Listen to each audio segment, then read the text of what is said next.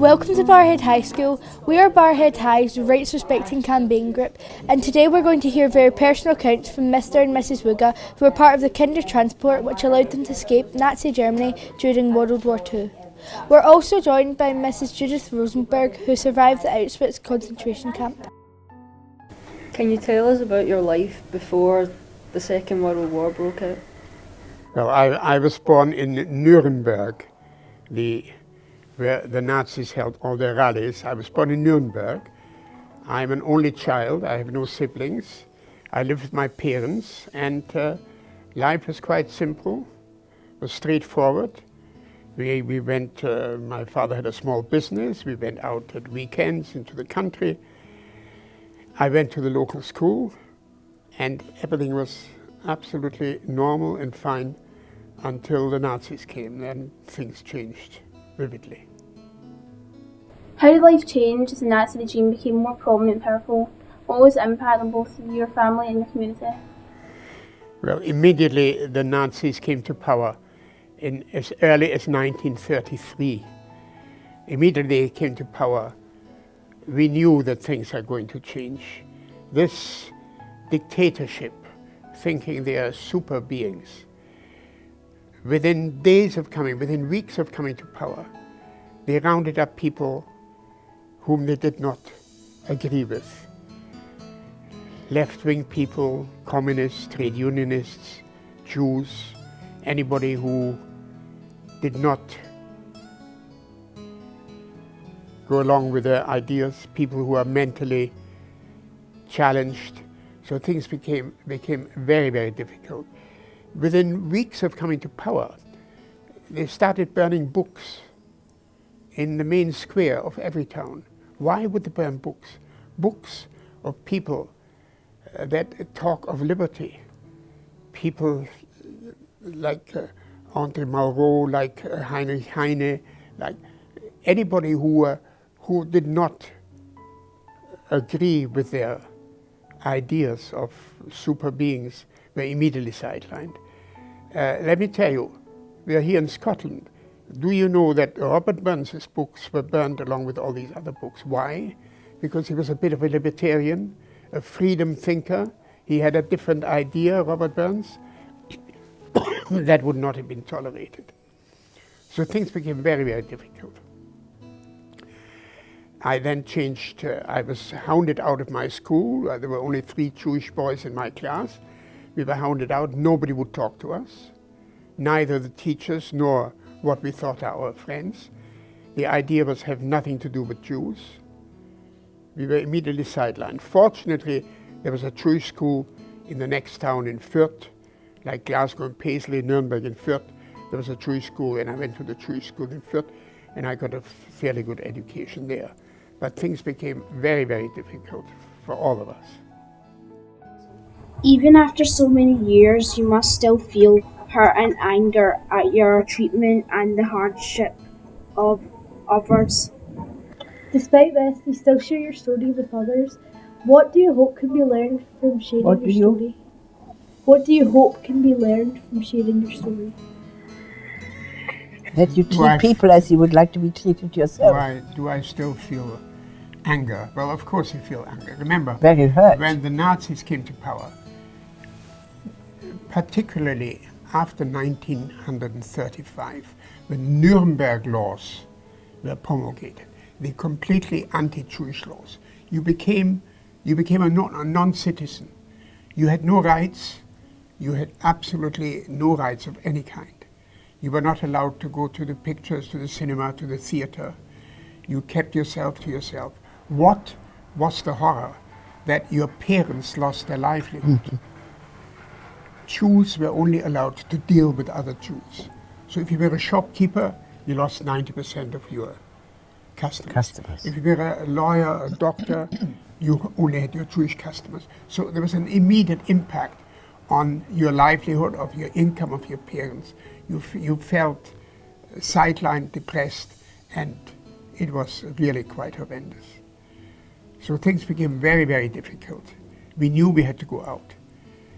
Then we moved on to the 9th and 10th of November, 1938. Kristallnacht, Crystal Night, when the Nazis came and set every synagogue alight in the whole of Germany, came to most Jewish houses, smashed them up, smashed the windows, smashed the furniture, cut open the downies, everything was full of feathers. Your fathers were taken away to concentration camp.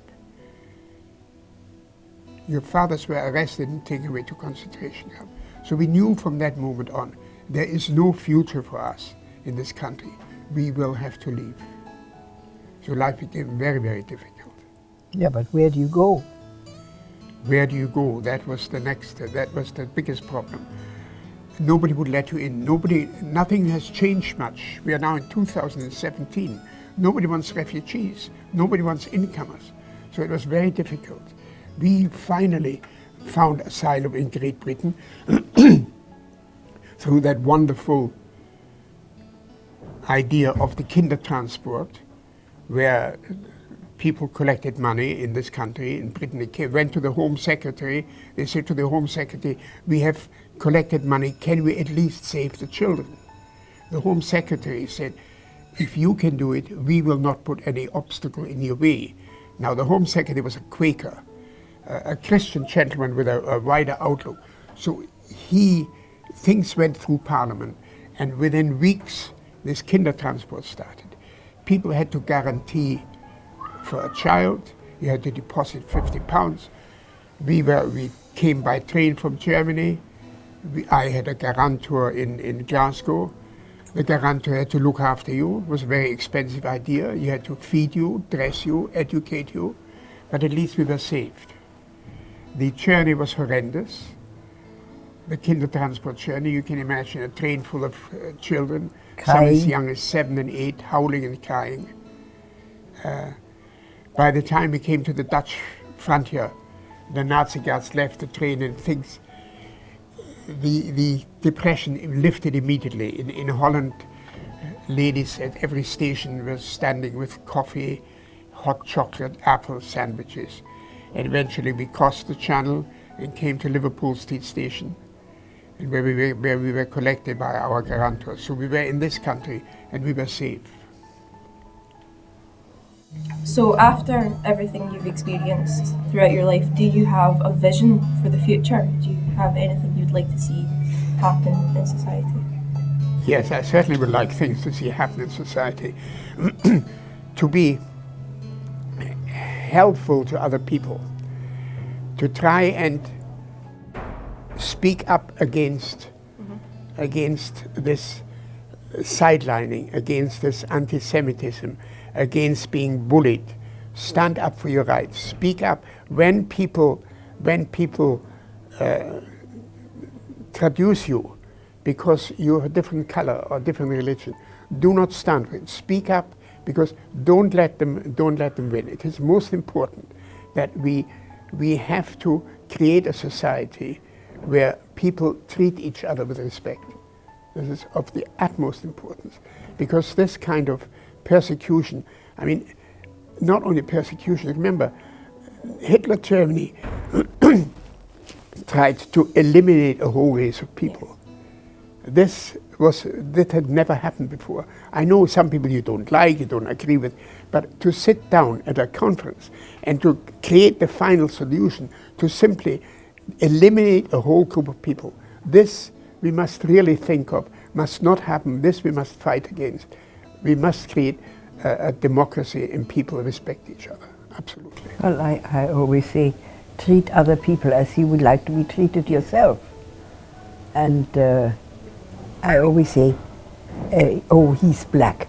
So what? He's black. But he may be a very nice person.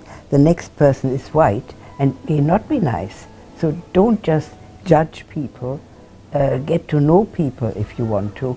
And then you might be able to judge them. And we came here to this country as asylum seekers. We got a good welcome. People held out their hand and helped us. So you try and integrate into the community, you work, we created a family, and this has become our country. So this is very important that you put out your hand towards refugees and give them a chance. and they will work and they will settle down and make this their own country. This is very important. We understand that you lived in Hungary. How did life change for you and your family? How many words we wanted? Life has totally changed, in total, in everything. First of all, I was young and now I'm old. When I was young, I loved to go to school. So do I. Yeah. Yes. I liked it very much. We had a very good school, and we learned, as I said to you, languages. We only learned at school German, Hungarian, and a little bit of French. But my father always said, Britain is so wealthy, all over the world have got, you know, it belonged to Britain. The sun never set in Britain. Yes. Correct? Yes. And so you must learn English as well. So we had extra lessons in English. Okay? But we had extra lessons in other things. I don't know whether you know how to play the piano. I do, yes. Yes? Yes, love the piano. Now, do you know any special tunes? I can play. Have you heard the name of Franz Schubert? Yes, I can't. Unfortunately, can't. I'm not that level of talent, but Yeah. I love the. Yes. They were in those days not operas so much, operas too for serious music, but they were called operettas. Yes. And as young girls we were taken, that was like today popular music, you know. Yes. And my mother could play the piano, she could just sit down to anything and play it, you know. My mother was very good, but I wasn't. What stays out in my mind, we had horses, not riding horses, working horses. And they came for everybody's horses and sewing machine, everything, and taken away our horses. I don't know what happened to them, and we were really screaming. We loved our horses, and we have got two smaller horses. The big ones were big working horses, and I try not to upset you. It's okay. No. It's all right. I'm not biting you. You know. How did life change for you and your family? I mean, I can't tell you endless. There were really endless difficulties, and it was particularly for Jewish people, but it was gypsies as well, and black people. They didn't like black. We never had any black people in Hungary. So it's a sort of, nobody talks about it, but I mean, it's a fact. And now in 1940s, I had my, we call it highest, baccalaureate, okay? Yes. Now, I was at the time 18 years old, and I had fairly good marks. I would say two of us had the best, you know, and it's written out in the school, because when I went back to Hungary years later, I've seen it. You know, every year, how the people how did they finish the school. So I was very lucky we were taken up to university. Also, there was called a numerus clausus. It meant that only very few could go up. But then, even I only was for 1 year, and afterwards we couldn't go back at all. Being not an Aryan person, you know, the Germans always said the Aryans, and there was, that year in 1940, there was an Olympics as well in Berlin, and there was an American black man, and he won something, and they were very much against him because he was black, and the Jewish people cannot go further on to university either. Would you be able to tell us some of the stories from being in a concentration camp? There were several concentration camps. It's the Germans. At first I didn't know what it was. As a matter of fact, when my mom and dad said, I said, what do they do there? He said, they don't do nothing. I said, that's fine. I don't need to learn. So what would you say life was like in a concentration camp? Up till there, in a concentration camp. Yes. There was nothing, absolutely nothing. We were put into a room this size, I don't know whether 100 or 200, and there was no beds and nothing, just a floor. So my mother put out her arm and we slept on either arm, my sister and I, and that was it. But they never fed us. So life was not easy. It was easy to die. but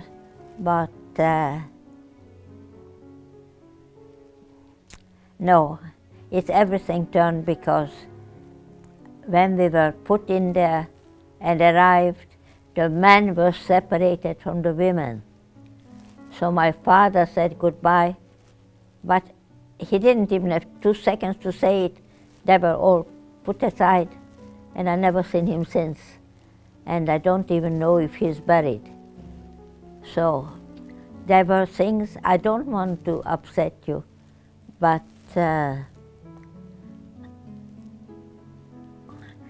it's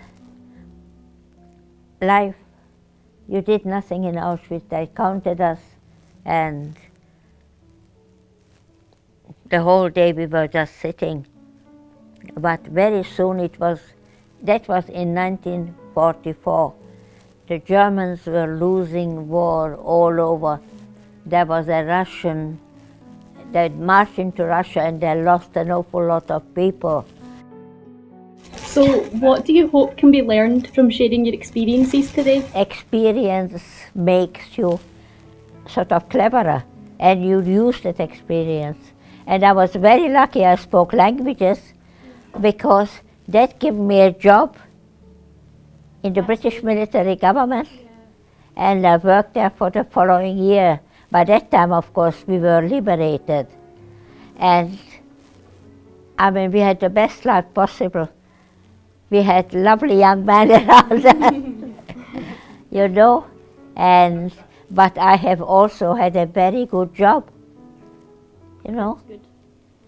So I considered myself lucky, because it didn't happen to lots of people. Yeah.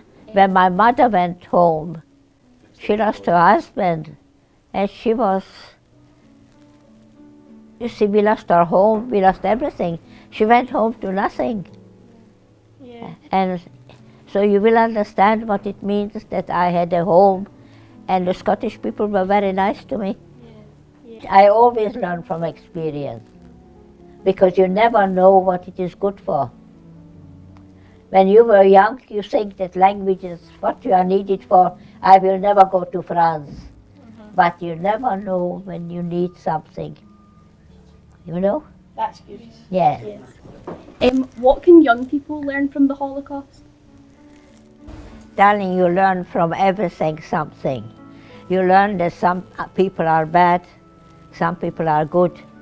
After the war, when I was in the military government, the Germans needed me just as much as before I needed them, because Germany was down to the ground. Nobody lived in houses in the big cities. Germany is a very big country, and you should never be bad to anybody. And don't envy anybody. Just get on with your own life. And if you have got nice children, teach them that. Okay? Yeah. Thank you. Is anything positive come out of your experience? Yes, because what every girl wants I got a lovely husband out of it at the end, you know.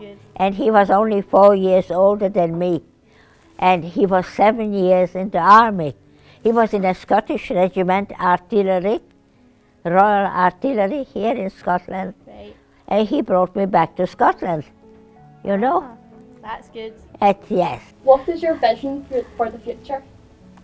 That's very nice of you to ask, but I'm now so old that I never know if I will live tomorrow. I'm 95 years old.